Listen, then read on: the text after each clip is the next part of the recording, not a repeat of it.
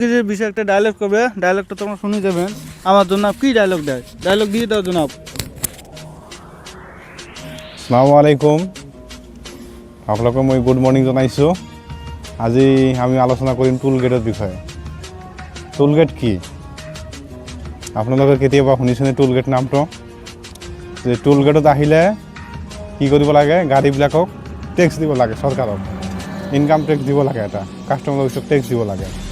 এয়া হৈছে, আমি আছোঁ বৰ্তমান ৰাজাঘাটলিত, আৰু এয়া হৈছে প্ৰথম টুল গেট অসমত, যিটো মানে আপোনালোকে যদি কালাঘাটত আহে এবাৰ এই মানে দেখিব পাব যে ৰাজাঘাটলি এটা টুল গেট আছে।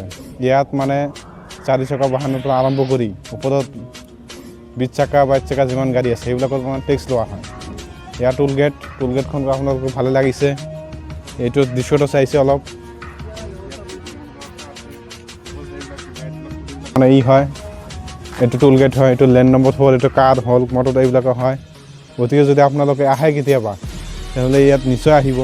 ৰাজাঘাটলিত এটা ভালে এটা অসমৰ ভিতৰত আটাইতকৈ ভাল এটা টুল গেট হৈছে, আৰু এইটো 4 লাইন হৈ গৈছে।